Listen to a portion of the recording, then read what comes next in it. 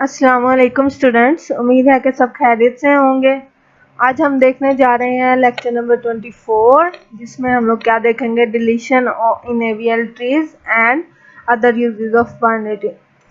जो last lecture था उसमें हम लोगों ने रोटेशन के केसेस पढ़े थे, left rotation, right rotation, double left right rotation और डबल राइट लेफ्ट रोटेशन। उसके बाद हमने क्या देखा था, डिलीशन। हम लोग जब अपनी ट्री में से कोई नोड डिलीट करते हैं, हमारा बैलेंस ख़राब होता है, इम्बैलेंस हो जाता है हमारा ट्री, तो हम उसको क्या करते हैं जी, हमें रोटेशन की ज़रूरत पड़ती है। उस केस में भी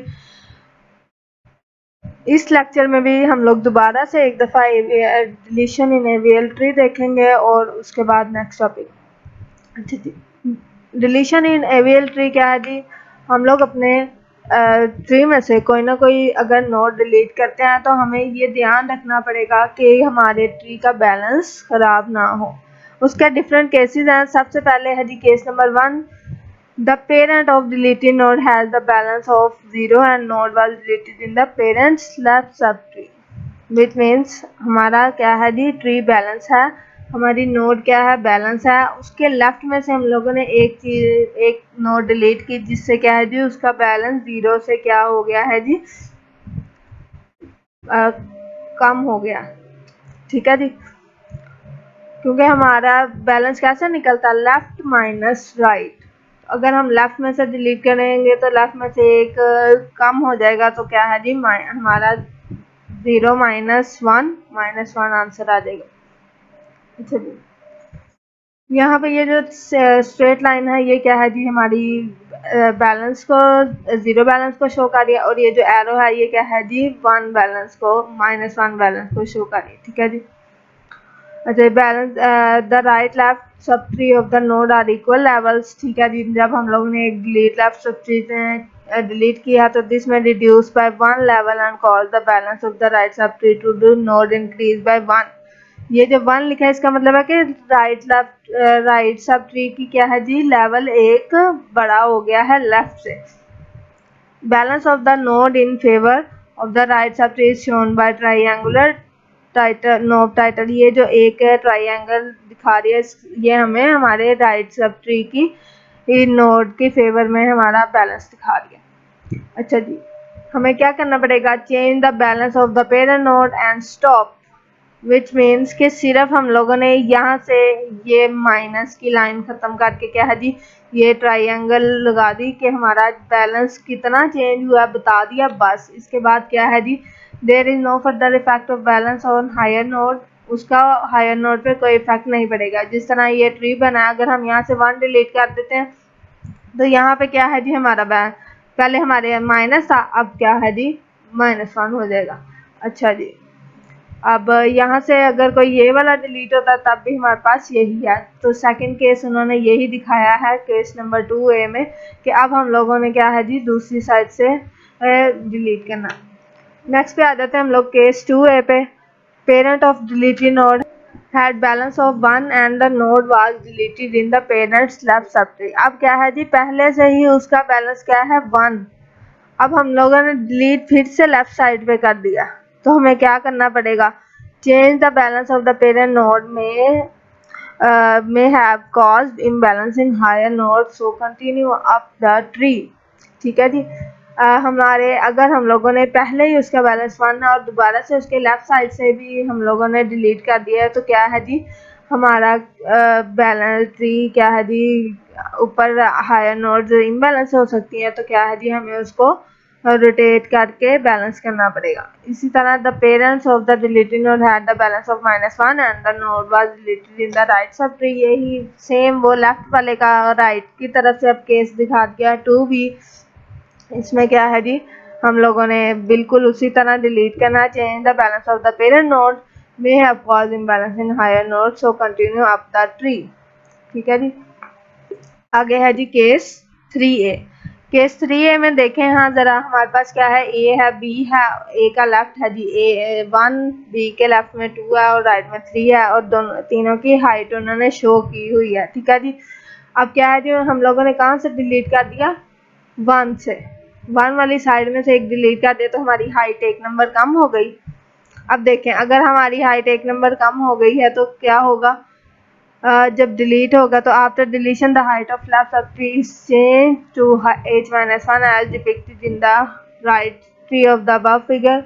इन this situation we do following action. कौन कौन सा एक्शन देंगे? Perform single rotation, adjust balance, no effect on balance of the higher node, so stop here. एक सिंगल रोटेशन परफॉर्म करने से क्या होगा, हमारे पास भी हमारा ट्री बैलेंस हो जाएगा। अब हम लोग रोटेशन देखें, इसको बस इस तरह एक रोटेट करना है। ये क्या है जी, ए नोड थी, अब ये ए लेफ्ट पे चली जाएगी, बी हमारी नोड बन जाएगी और बी का जो लेफ्ट चाइल्ड है वो ए का राइट चाइल्ड बन जाएगा। तो ये नेक्स्ट फिगर में देखें, बिल्कुल ऐसे ही हमारा रोटेशन परफॉर्म हुई है जी। केस नंबर 4A में, केस नंबर 4A में अब कहाँ पे हमारी है जी डिलीशन हुई है।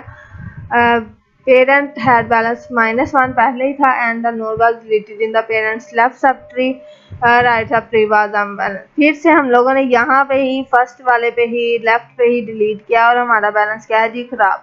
अब अगर देखा जाए तो क्या है जी, हमारा लेफ्ट और राइट में बैलेंस खराब हो गया। अब हमें यहाँ पे क्या है जी, डबल रोटेशन परफॉर्म करनी पड़ेगी। सबसे पहले हम लोग क्या करेंगे जी, ये बी को राइट रोटेट करेंगे तो क्या होगा, सी के लेफ्ट में क्या आ जाएगा, बी का राइट, और सी कहाँ पे चला जाएगा, बी के राइट पे। ठीक है जी। और उसके बाद जब दूसरी रोटेशन करेंगे तो बी के लेफ्ट में आ जाएगा ए और ए के राइट में आ जाएगा 2। तो नेक्स्ट फिगर में देखें आपके पास बिल्कुल यही है, सी के लेफ्ट में बी का राइट, ए के राइट में बी का लेफ्ट, और बी क्या है जी, नोड बन गया, और ए उसके लेफ्ट में ए और उसके राइट में सी आ गया। इसी तरह केस 5A है।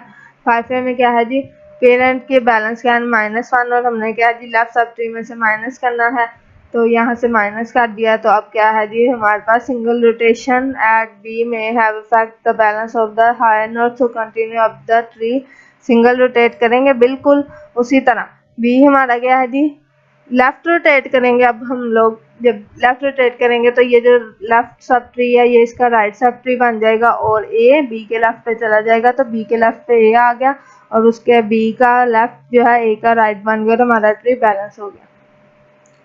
अच्छा जी, ये थी डिलीशन। अब हमारे पास क्या है जी, other uses of binary tree. हम लोग दूसरे तरह से भी इसको बाइनरी ट्री को इस्तेमाल कर सकते हैं। क्या है जी, AVL condition came into picture to control the height of the balanced binary tree while searching an AVL tree. The worst case scenario we have searched 1.44 log 2 and levels। अच्छा जी, बाकी AVL tree क्या है जी, बहुत अच्छा tree है, हमारी searching बहुत आसान हो जाती है। और अगर इसका वर्स्ट केस देखा जाए तो वो क्या है जी, टाइम लेता 1.44 log 2 है। ठीक है जी।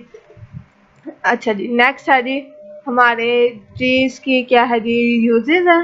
एक्सप्रेशन ट्री, हमारा जो कंप्यूटर है या हमारा जिस तरह हम लोग अपने एक्सप्रेशंस को कंप्यूटर में टैकल करते हैं उसको किस तरह किया जाता है, उसको ट्रीज के थ्रू किया जाता है। अब ट्री क्या है जी, कोई एक्सप्रेशन है, हम लोगों ने उसको क्या है जी एक ट्री के फॉर्म में बनाना है ताकि हमारे कंप्यूटर को पता चल सके कि वो क्या एक्सप्रेशन है और किस तरह उसमें उसको सॉल्व करना है।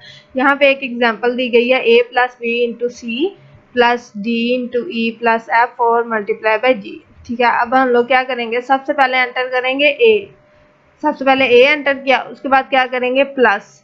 अब हम लोगों ने जिस तरह पिछले लेक्चर्स में हम लोगों ने पढ़ा था कि हम लोग पोस्टफिक्स एक्सप्रेशंस बनाने के लिए अपनी ऑपरेंड्स को या फिर ऑपरेटर्स को स्टैक में पुश करके फिर उसको एक स्ट्रिंग पोस्टफिक्स स्ट्रिंग में बनाते थे। अब ये पोस्टफिक्स स्ट्रिंग की जगह क्या है जी, ट्री आ गया। तो बिल्कुल वैसे ही सबसे पहले ये जो रूट नोड है, जो मेन फंक्शन है वो हमारा परफॉर्म हो रहा है। हमारे मेन में क्या काम हो रहा है, प्लस एडिशन हो रही है, तो हमारी रूट क्या बन गई जी, एडिशन। उसके बाद क्या है जी, अब ये देखें ये भी 2 है, ऑपरेंड्स कैसे 2 हैं, क्योंकि मल्टीप्लाई पहले होगा और फिर वो एक सिंगल ऑपरेंड में कन्वर्ट होगा, इसलिए यहाँ पे भी हमारे पास क्या है जी, प्लस। प्लस को हम लोगों ने लेफ्ट पे लिख दिया। उसके बाद किस किस के दरमियान में परफॉर्म हो रहा है प्लस का ऑपरेशन, ए और बी इंटू सी के दरमियान। तो ए को हम लोगों ने उसके एक साइड पे लिखा और बी और सी 2 थे, तो इधर मल्टीप्लाई और उसके साथ बी और सी। अब देखा जाए यहाँ से बी और सी मल्टीप्लाई होके यहाँ पे इनका रिजल्ट आएगा, जो रिजल्ट आएगा वो ए के साथ प्लस होगा और यहाँ पे आएगा। इसी तरह हमारा डी और ई यहाँ से मल्टीप्लाई होगा और फिर उनका रिजल्ट एफ के साथ प्लस होगा और वो जी के साथ मल्टीप्लाई होकर हमारे पास क्या है जी टोटल दोनों वैल्यू प्लस होकर हमारा आंसर आ जाएगा। तो ये क्या है जी हमारा सिंपल है एक एक्सप्रेशन ट्री है। अच्छा जी, पार्ट्स इन कंपाइलर ट्री। अच्छा जी, पार्ट्स इन कंपाइलर ट्री क्या है जी, हम लोगों ने क्या है जी एक एक्सप्रेशन है उसको क्या करना है जी पार्ट्स इन कंपाइलर ट्री में शो करना। तो ये देखें ज़रा यहाँ पे क्या है जी हमारा expression a colon is equal to a plus B multiply by C. तो हम लोगों ने क्या बनाया पार्ट्स ट्री में असाइन रूट हमारी क्या है जी असाइन लेफ्ट पे क्या है जी आईडी उसके साथ उसका जो ऑपरेटर है वो आ गया और उसके बाद क्या है जी एक्सप्रेशन आ गया। आईडी में क्या है जिसमें हमारी जो मेन वैल्यू स्टोर हो रही है वो उसने आईडी में लिख दी है। जो हमारा है जी साइन वो उसी तरह है। एक्सप्रेशन में क्या क्या आ गया, एक्सप्रेशन में हमारे पास फिर से एक्सप्रेशन और उसका ऑपरेटर और उसकी टर्म आ गई। एक्सप्रेशन से आगे क्या है टर्म, टर्म से आगे फैक्टर, फैक्टर में कोई आईडी पड़ी है और आईडी क्या है जी ए। और नेक्स्ट वाली टर्म में फिर से दोबारा b इंटू सी काम हो रहा है और ये टोटल मिलके एक टर्म बन रही है, इसलिए हम लोगों ने टर्म से आगे दोबारा से ये ही काम किया कि टर्म इंटू स्टैटिक और फिर फैक्टर, टर्म से आगे फैक्टर और फैक्टर से आगे आईडी, आईडी में b पड़ा और फैक्टर से आगे आईडी और आईडी के आगे c पड़ा।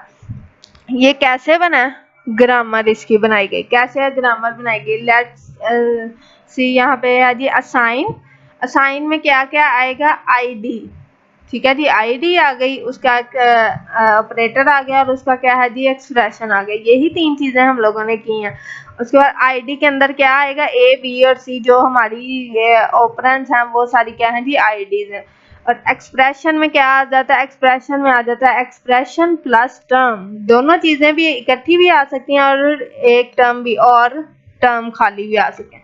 तो देखें यहाँ पे एक्सप्रेशन टर्म आ रही है, ठीक है जी ये दोनों चीजें आ रही हैं और यहाँ पे क्या है जी एक्सप्रेशन के अंदर खाली क्या है जी टर्म आ रही है। इसी तरह टर्म से आगे क्या है जी टर्म इंटू फैक्टर भी आ सकता है और टर्म खाली फैक्टर भी ले सकते हैं। तो यहाँ पे देखें टर्म से आगे टर्म और फैक्टर और यहाँ पे क्या है जी फैक्टर खाली भी आ गए, ठीक है जी।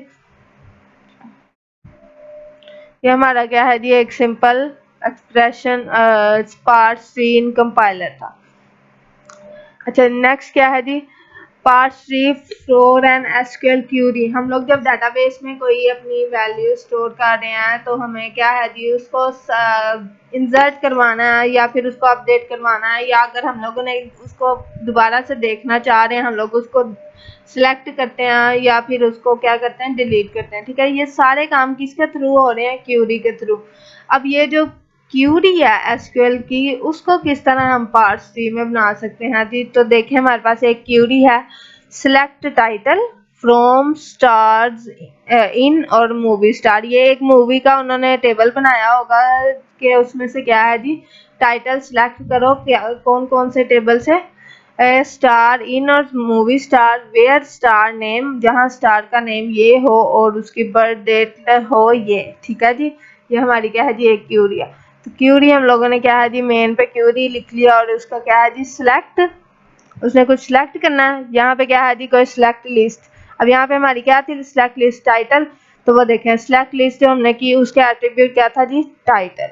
उसके बाद है जी from stars in movie star, तो फ्रॉम कीवर्ड है तो किसके कौन सी लिस्ट में से हम लोगों ने दोनों चीजें देखनी है, नेम देखना है स्टार्स इन और फ्रॉम लिस्ट हम लोगों ने दूसरा नेम देखना मूवी स्टार्स, ठीक है। ये दोनों चीजें हम लोगों ने फ्रॉम लिस्ट में देखी। वेयर फिर से कीवर्ड और कंडीशन।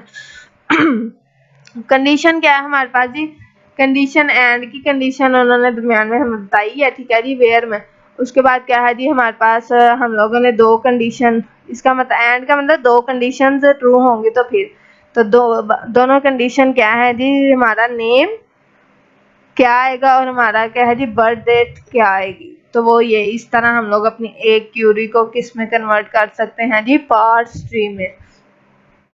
नेक्स्ट है जी कंपाइलर ऑप्टिमाइजेशन। इस ट्री को जरा गौर से देखें, f plus D into E D into E plus F, ये दोनों एक ही नहीं एक्सप्रेशन, बस चेंज क्या है यहाँ पे ये जी से मल्टीप्लाई हो रहा है, यहाँ पे नहीं हो रहा। तो कंपाइलर क्या करता है जी, कंपाइलर ऑप्टिमाइजेशन ये है कि कंपाइलर देखता है ये दोनों चीज़ें जब सेम प्रोड्यूस कर रही हैं आंसर, तो वो कह रहा है कि मैं 2 दफ़ा काम क्यों करूँ।